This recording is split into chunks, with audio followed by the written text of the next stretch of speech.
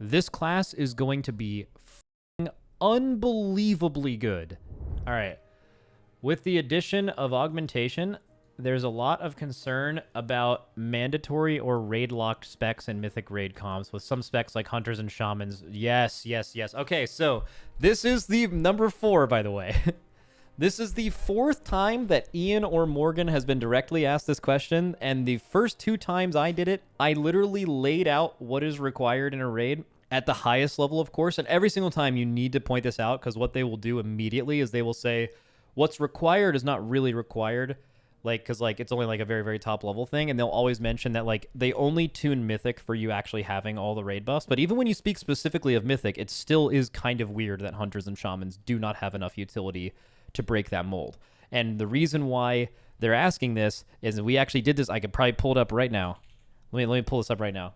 I did a sheet yesterday of what it actually looks like when you put an Augmentation Evoker in the raid. I think it's this. Let me see.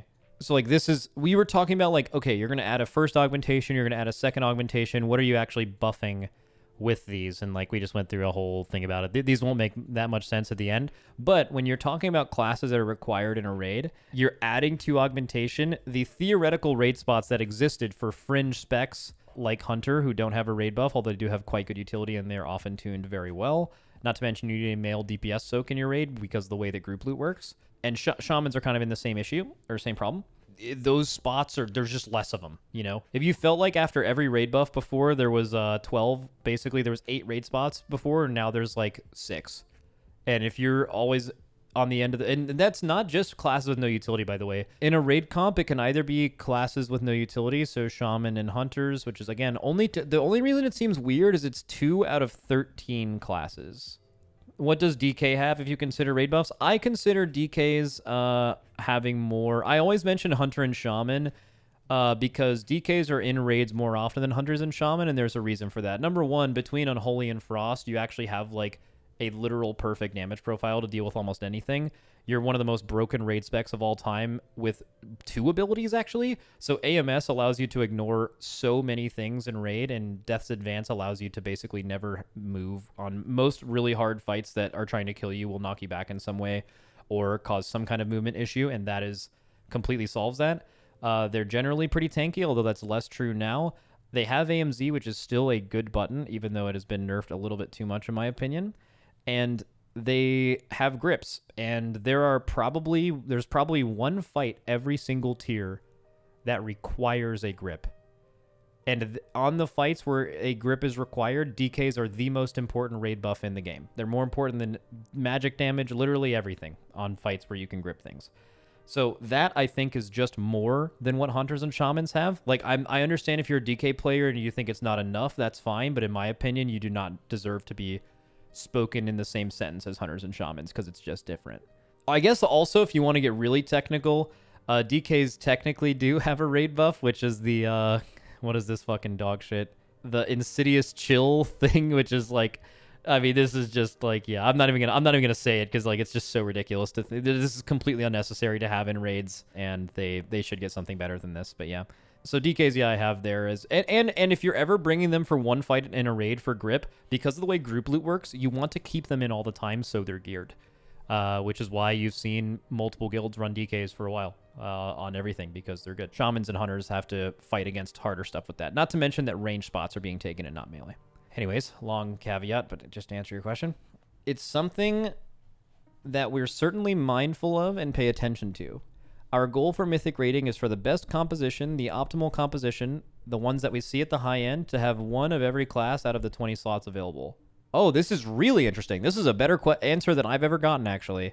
When we're seeing deviation, I'm going to read most of it. When we're seeing deviation from that, we're going to look at why and ask what we can adjust to change it. We've tried to be resistant to every class bringing a unique mandatory buff that rigidly forces itself. Some do. But for others, it's other types of utility and unique strengths that make a natural fit, where just, of course, you want to DK somewhere for grips, because that is just such a valuable tool over the course of a raid as a whole. Not as the raid as a whole. I would say that actually very rarely fights require grips. It's usually 1 or 2 a raid tier, but keep in mind, that's like 20% of the raid at the most, really. It's usually about 2 fights a raid, but that's not why you want to keep them in. You want to keep them in to gear them for those fights. So yes, it's for the end goal is the same thing as what he's saying, but it is for a different reason than what he's saying. Whether it's added or tweaking tools like those in some cases, looking at numbers that other types of buffs people might bring, our goal is to try to maintain the balance between representation and then give people flexibility, give raid leaders and groups, and give pugs flexibility in where they spend those remaining slots. Okay, so Blizzard is basically saying our goal in Mythic raiding is it to be optimal to have one of every class. So that's fine, except that's currently not true. I'll even throw DK in there. I know some DK players aren't going to like that, but I think you pretty much need a DK in your comp if you're, and again, forget like world first level optimization. I mean, even top 50 guild. If you're a top 50 guild, you have a DK. You have to, right? If you're a top 50 guild and you don't have an Ellie Shaman, that's fine. Dude, we didn't have an Ellie Shaman for years and it never mattered. You always need a DK. You probably need multiple. If you are looking at classes that are required in a raid, let's just type it out. Monk is unbelievably required. One class brings you 4% non-DRable avoidance, 8% increased healing taken, and 5% damage physical to all enemies. Literally irreplaceably insane. Next is Demon Hunter. In general, most of the damage in this game is magic, even with a lot of powerful melee classes. So, always need a Demon Hunter. Not going to list them really in any particular order, but while we're doing this, let's just say Druid. Okay, Mark of the Wild is insane. After that, let's say you need a Priest because you need Fortitude. Makes sense. Not to mention you get Grips, you get a PI. All that stuff is good. Then after that, you need a Magus. Gives you a buff to all your healers and casters. After that, you have Warlock. Doesn't have a conventional raid buff, but it does. You don't have Hellstones without Warlock or Gateways. You need a Warlock just as much as you need anything else. Singular Paladin for Devotion Aura. Not Ret Aura. I'll kind of get into that later. After that, you have Rogue. Makes bosses... There's some ways you can increase this, but it's whatever.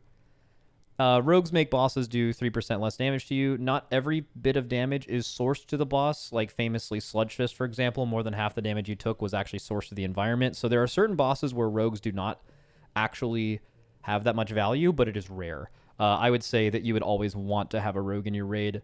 Not only are they just a good class in general, they have a lot of variety over their 3 specs that they can play in the raid. But having bosses do 3% less damage to you is just kind of fucking nuts for hard mythic content. So always need one of those. Am I missing something before we get into like the fringe ones? Oh, Warrior. Yeah. Good call. So Warriors bring you one of the strongest raid cooldowns, and they bring you Battle Shout, which Battle Shout is actually much better.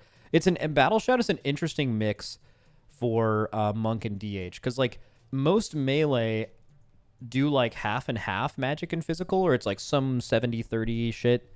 But Battle Shout is actually interesting in that it buffs every melee class and hunters by like roughly 5% total, so not needing to be specific magic or physical.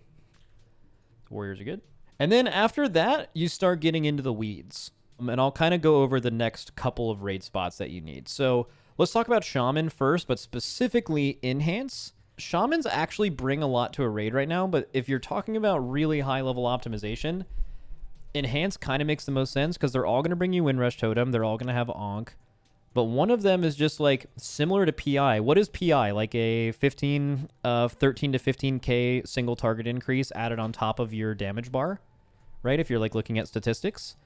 Enhance is pretty similar. It's gone up and down based on what other specs are in the raid. There are some specs that are way better than others. But generally speaking, you're going to get a nice... I don't know if anyone has official numbers, but like I'm just going to guess somewhere from like 6k to like 15k, somewhere in there. Like if you fully stacked, if you were buffing 4 of the best Wind Fury class, it would be really, really strong, and like your average one is probably a little bit less than that. So let's just say Enhance is getting like half the value of PI just by existing in the raid with a reasonable amount of melee, which as you can see from the buffs you need is like you already have like a Wind Fury group right here. DH, Monk is kind of bad with Wind Fury, but I saw someone post something in my chat right away. Frosty K is the best sim at the moment. So at 5.6k, 4 of those is 22.4. Okay, so if you want to talk about the most damage amplification that Enhance can bring to your raid, it's actually better than Power Infusion is, or about the same as a Demo one. That's if you have 4 Frosty Ks, but let's just go ahead and admit that no one is doing that. So I bet there has not been one mythic boss killed this entire expansion so far that has had, or this entire season that has had 4 Frosty Ks in an Enhance in a raid comp. I'm just going to say it. Even in a weekly clear, never happened. They would have been playing Unholy. So we have Enhance, and then you're roughly getting good value. So like in a way right now with current tuning, Enhance kind of is required in raid, but that's only Enhance. Ellie and Resto do not bring that. So while yes, you do want one of every class in a raid, I do think it's a realistic criticism from Shaman players to Ian that yeah, Shamans are optimally put in raids right now, but it is only one spec and kind of only ever will be one. Not to say that Ellie and Resto aren't good. They've actually both been very good recently. We were very close to playing one in the raid this raid at like the highest level, right? But they're not required. They kind of fit into the other part of this list, which we'll get into in a second. Okay, then after Enhance, again, DK is a little murky. Let's throw the second Ret, or the second Paladin in, okay? Now, this one is weird. So, theoretically, if you just assume that Ret Aura has 100% uptime, a Ret Aura in your raid is as strong as most raid buffs. It is extremely, extremely good. It is something you would want all the time. And the reason why it's a second Paladin is you need to have one Paladin with Devotion Aura on and one with Retribution Aura on. The problem is Retribution Aura actually needs to have the way it works changed. Currently, you have to like take a big enough hit to proc it. If you look through your logs right now, go to your guild's logs and look at the uptime of Retribution Aura. It has not very good uptime. In fact, when we were pushing for a world first Sarkareth kill, we were like looking for every bit of damage we could get, right? One of our Ironi, one of our analysts noticed that we were not getting Retribution Aura on the pull like almost ever, which is a massive, I mean, that's when you're lusting, right? Like, so that's like the most you'd ever want to have it. So what we started doing is having Scott, it was like sit down or turn around and like basically take as much damage as he can on the opener. And that was the way that we got Retribution Aura to actually proc as much as it should have. I think that's a problem. I don't think anyone should have to do that. We're obviously doing degenerate shit to proc it, but like if anyone is having to do stuff like that, you should make it, if you want Red Aura to be in the game, you should make it actually routinely proc and not be as weird as it is. That's just my only thought.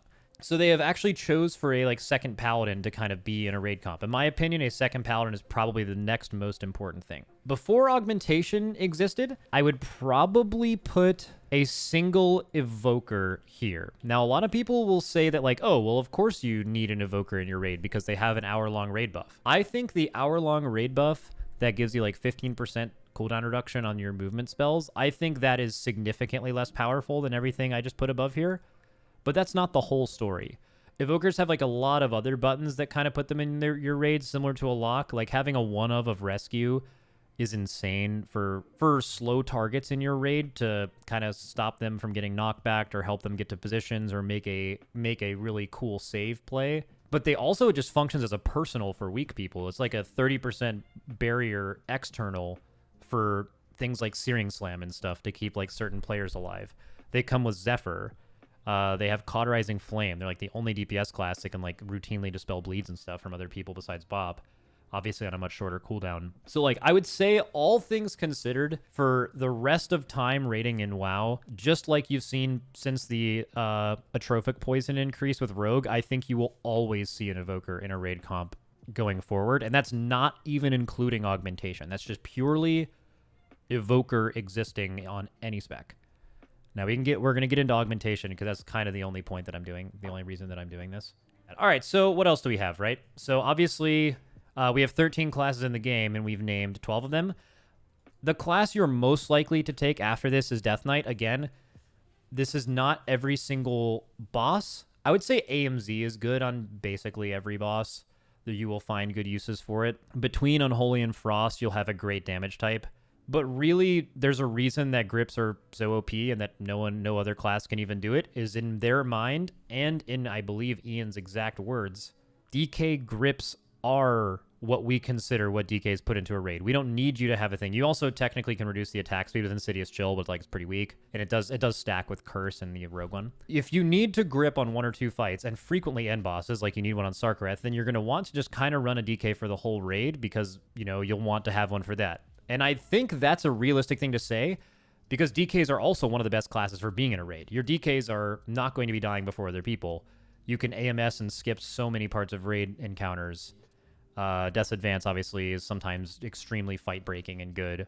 So, like, I would say, again, people will look at World First guilds and kind of, like, nitpick when DKs aren't brought. But, like, if you are not doing what 2 or 3 guilds are doing, You could bring a DK for every raid ever, and you will need them a lot of the time, and when you don't, they're great. So, like, I understand DK's quarrels, but I do not think you are on the level of how bad it is for a couple of other specs classes in the game. So now we have 1, 2, 3, 4, 5, 6, 7 raid spots. A lot of the time, just historically, what that means is you're bringing a second lock. Usually it's a second warrior. Add an extra rally, sounds good. Second rogue, it's another cloak. That's another class that has cheat death. Basically, the amount of cheat deaths you can put in the raid, the more success you will have. These are just, again, these are not things I'm saying. I'm probably maybe burying my point here. I'm not saying that these are classes that are required in your raid. I'm saying that before Augmentation was existed, these are the classes most likely to end up in your raid historically. That kind of makes sense for how many total raid spots there are when you are a hunter or a shaman looking to get into the raid. That is what I'm doing. I'm probably, I didn't explain that very well, but I'm just giving you an idea of how a lot of raid comps actually end up looking. Mage, it's hit or miss. Mage, you usually have like 4 of them or 1. Right? They've been really good this expansion so far as Arcane, but they haven't been like Fire, Tier, and Nyalotha, although they are getting reworked, so maybe mages will be back to where you routinely bring 2 of them. But let's just say you bring 1. And then 2 priests have been really good for healing lately. I would say in general, you usually bring a second druid. It's a second innervate. It's a second stampeding roar. That is something that's really common. And let's just leave it at that. I'd say the other spots, maybe there's like 1 really broken healer you bring, but whatever. But you usually bring 1 of a lot of these other things. Okay, so now you have 3 slots. So every single tier, if you are a Ellie/Resto Shaman, and if you are a... Okay, and if you're Ellie, Resto Shaman, or a hunter, you are not fighting for 20 raid spots. In 90% of raids, you are fighting for 2 of these 3 raid spots. That's going to come back into play in a second. So let's go ahead and just remove the classes that I said are most likely to be added to your raid, just purely based on utility and the value they bring. Okay, so let's go back to just what's required. So now let's add in Augmentation, right? So Augmentation, we can go over who they're actually buffing in these scenarios. Augmentation is in this really interesting spot where, judged on tuning right now, they're very good, but I actually think these classes are going to be better than very good, and I think 2 of them are probably going to be required. And the reason why is this is a new class, it's a new role. I think a lot of players are going to try this. It's a support role. If you think about people who don't want to heal, support is a really common role in games, and I think a lot of people are going to want to try this. And for them, for this class to be good for the average player, with how much you can... Forget about this class playing itself. Like, just pressing the buttons and playing it seems actually really easy. As Mavi said, an infant could play this class. And maybe that's the point. That's fine. How good that class is, so much of it depends on how the people you are buffing choose to play around your character. So how well people are playing this and how good the players are around them all comes into play. So I believe if this class is going to be even remotely good for, which I hope is their intention, for the average WoW raider, this class is going to be fucking unbelievably good. It's going to be unbelievably good at the highest level. Like, oh, and I guess the alternative to that is they try to make it not good at the highest level, in which case it's unusable for average players. I think that's the opposite of the direction Blizzard would go, right? They would probably have this thing be OP for us rather than make it reasonable for us, which we would still use it, and then bad for everyone else, right? So I think these are going to be broken. That's my take. A little bit roundabout way of saying it, but I think Augmentation Evokers are going to be super insane. Now you have 2 Augmentation Evokers. Let's just say Devastation and Preservation are average at the moment. It's kind of hard to imagine that because Preservation's really good right now, and it was absolutely broken in Season 1.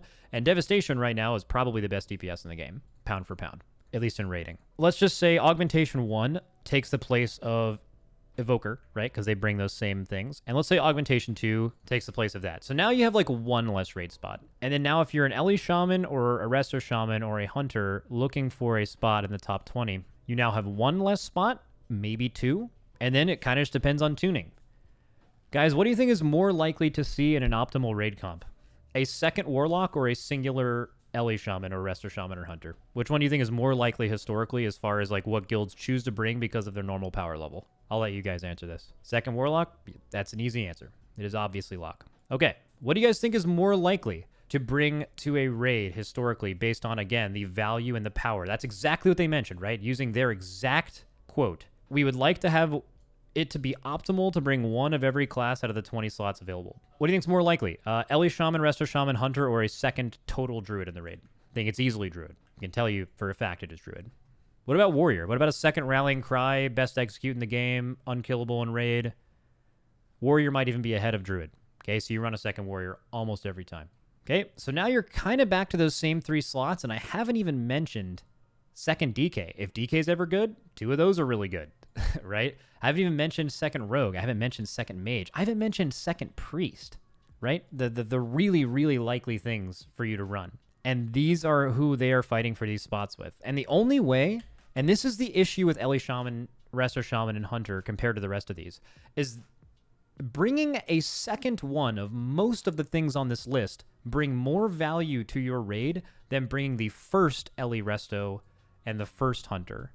And that's a problem. That is the problem, right? If you're bringing the first Warrior, think about how much more value the first Warrior is bringing than the second, but you still bring the second just because of a button. This is realistically what you're looking at here. So the reason why Ellie Shaman, Resto Shaman, and Hunters are mad in every raid is because the only way they get one of these 3 spots, which they're also competing with against classes that still, as the second of in their raid comp, have more utility than them, is they are basically hoping to win the lottery on doing the most damage in the game to put them in a raid. So if you're looking at a boss like Rashok, right, you need to be up here. You need to be probably more than everyone else, because if you're doing the same damage as a Demo Lock, you don't have a raid buff. You don't bring Gates. You don't bring Hellstones. If you do the same damage as a DK, you don't bring Grips. You don't bring AMZ. You have a really good immunity. Turtle is actually an excellent immunity. It's one of the best in the game in raiding.